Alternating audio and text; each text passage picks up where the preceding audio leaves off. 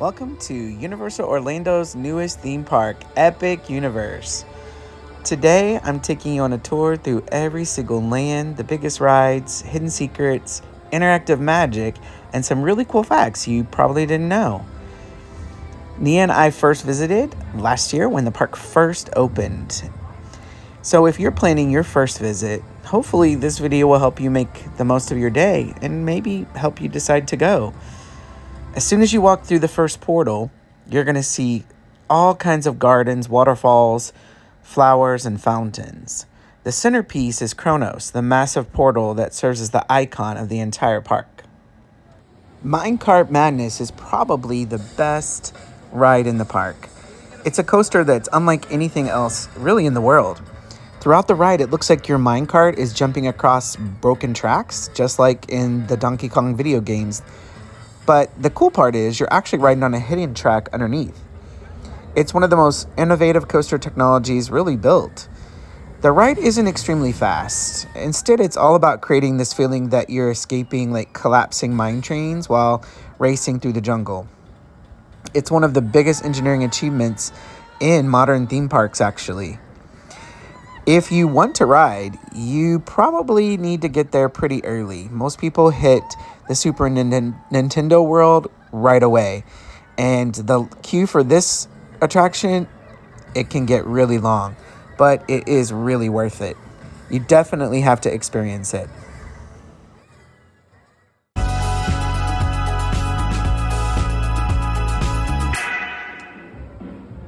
Celestial Park is in the very center as soon as you walk in. Throughout the day, dozens of fountains will go off to music, and at night it becomes an even more spectacular effect. But one attraction you absolutely should not skip is the Constellation Carousel. We actually rode it twice.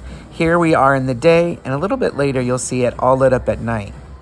This isn't your ordinary merry-go-round. Instead of horses, you'll ride glowing celestial creatures inspired by the constellations in mythology. The ride rotates in several different directions while the animals go up and down and fall and even spin independently, making it feel much more dynamic than just a typical carousel.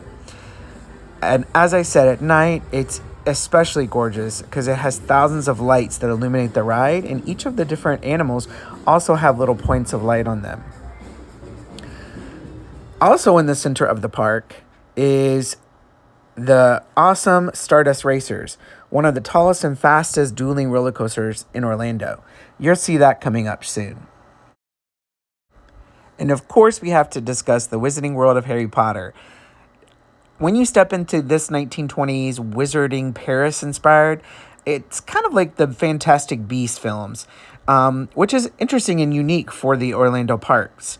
The streets are packed with different details and the shop windows tell a story. There's even street performers.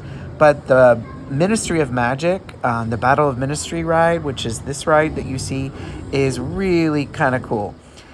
When you first enter, you enter these portals that kind of look like in the movie The Green Fire. Then you enter this main hall, and boy, it is really impressive. The ride combines massive practical sets, animatronics, projection, technology, motion simulation into one seamless experience. And some of the Ministry rooms are among the largest indoor theme park sets ever actually created. When you are exploring the land, you can see Nia is actually purchased one of the interactive wands. And just like the other Wizarding World lands in the Orlando parks, the interactive wands let you cast spells throughout the streets. When you wave your wand correctly, which you'll see here, you'll see magical effects happen right in your eyes. So windows might open or objects will float, magical creatures come to life, statues might move or lights will flicker. And hidden surprises appear if you know the right spell movements. When you purchase your wand, you get a map that tells you each of the locations and kind of how to move your wand around, but it's definitely trial and error. Sometimes if the parks are busy, you definitely have to wait in line or wait for somebody else to move on before you give it a try. But there are multiple spell locations throughout the lands, giving all the guests dozens of opportunities to practice their different kind of wizarding magic. So if you are a Harry Potter fan, this definitely gives you a chance to practice your spells and gives you a real sense of being in the movies and experience it for yourself. Yes, well, my darling, let's see your wand stance then. Oh, very good. Now let's warm up that wand arm, shall we? Move your wand around, left and right, up and down. Oh my, that's so graceful. Very lovely. Truly magical. Yes, quite. Now, my dear, I shall give you a choice. Would you like to practice with Simon, or would you like to practice with Sir Cadogan? How about Sir Goduncan? Ah, yes, excellent choice, my dear. Well, you know, my darling, he loves fighting dragons, isn't that right, dear? Fun. Yes. So, I say let's keep him a bit busy and summon a couple more. So, please point your wand right above Sir Cadogan's head in the portrait. Very good. Now, deep breath in. Let it all go. And repeat the word Geminio.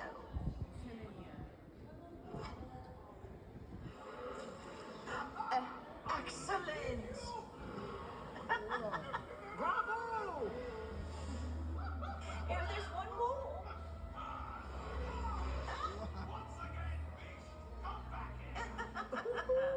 Oh, excellently done, my dear. Yes, very good.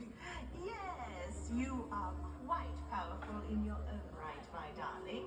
I see that that one that you chose will suit you quite well indeed.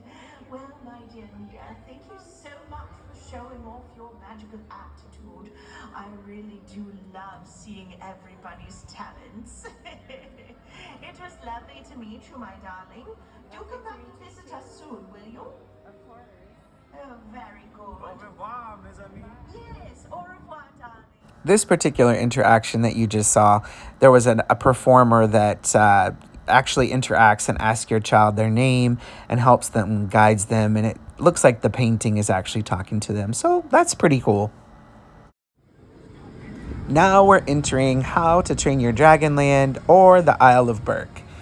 When you arrive in Berk, it's a really colorful land and epic universe, and you'll see dragons perched on rooftops and Vikings roaming the streets, and you'll even spot Toothless, which has a meet and greet from the movie. It has some really cool rides. This vantage point is like a play area. We climbed up to the top, and it gives you a really great overview of the park. You really get to see the Stardust dueling coasters, which you see now. Nia and I also rode this at night. It was pretty cool. Very, very fast. Definitely the most thrilling ride in the park. So yeah, this land is pretty cool. It has some really cool, cute kids rides in it that you'll see coming up.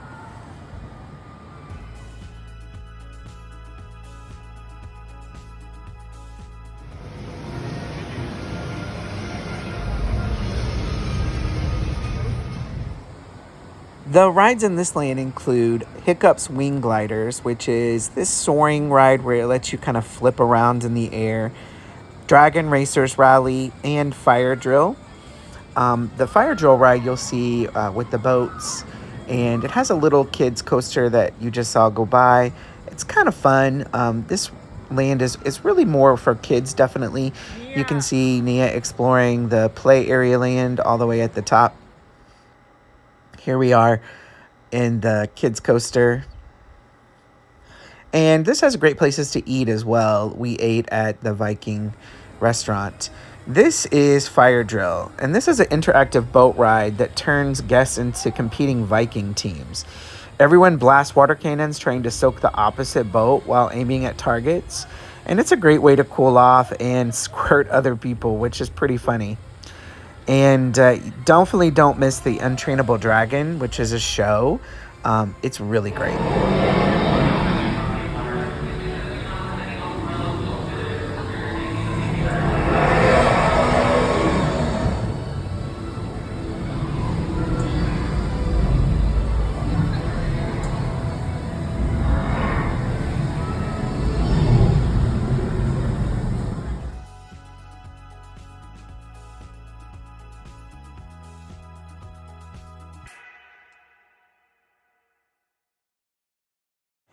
quick sneak peek of my personal favorite land coming up.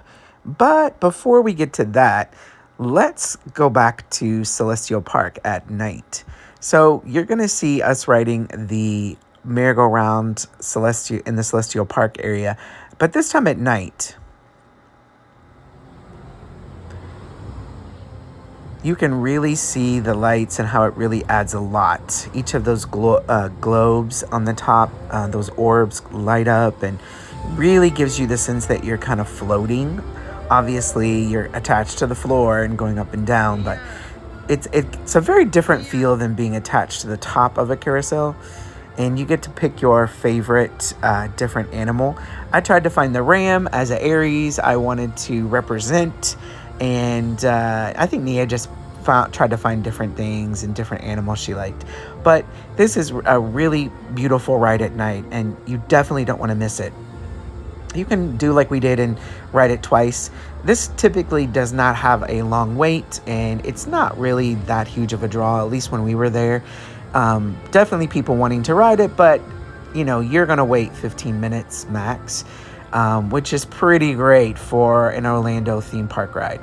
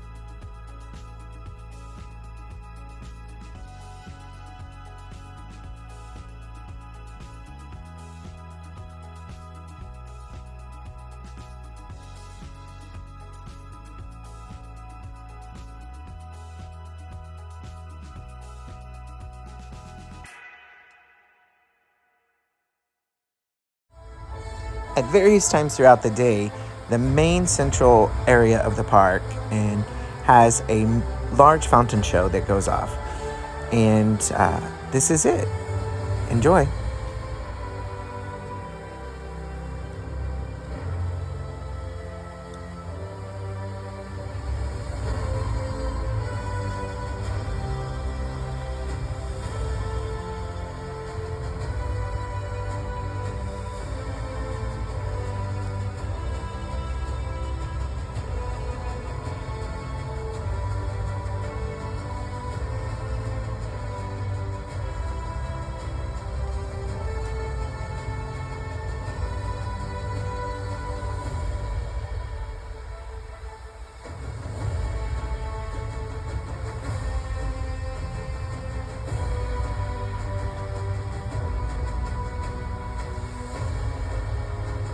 Now to the final and the best land, the Dark Land. This is Dark Universe. Finally, we enter one of the most immersive lands in the park. Dark Universe celebrates Universal's legendary movie monsters, which I just have a soft spot for. So as you enter the portal, it's very electrified, like you're Frankenstein coming to life. You're going to see lightning flashing, wind howling, and monsters lurking around every corner. There are two really cool rides here. Monsters Unchained, the Frankenstein Experiment, and you're going to see Curse of the Werewolf, which is a little roller coaster. These are amazing immersive rides and a very immersive land. You're going to see, as you walk around the corner, you're going to see the main building, which is the Monsters Unchained ride. At night, it looks even cooler. As you're approaching the ride, and yes, there is quite a wait time for this ride, it takes you back into Frankenstein's laboratory. You're going to see all of the main monsters on this ride.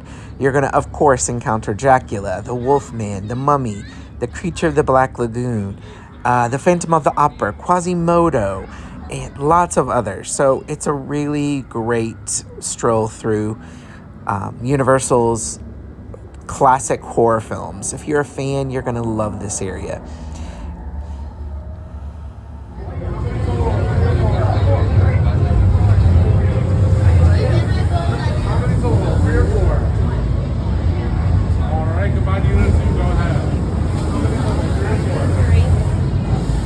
I have to take you back and show you the queue for this line. It is amazing.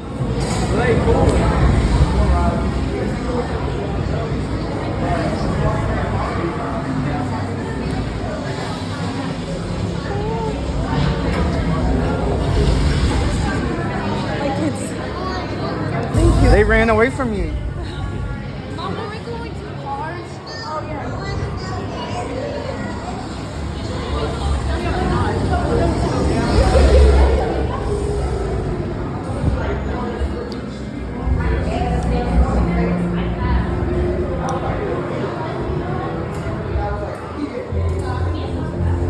Oh, look at that.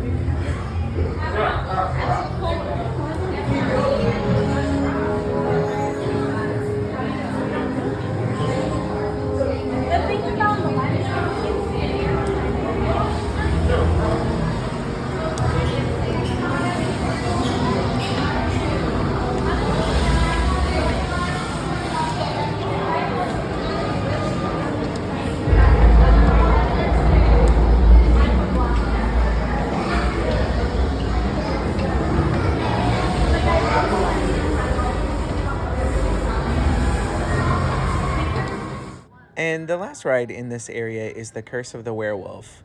Definitely has a gypsy werewolf, they're going to turn you into a werewolf kind of vibe. It's just a spinning roller coaster, which is kind of unique and definitely worth a ride.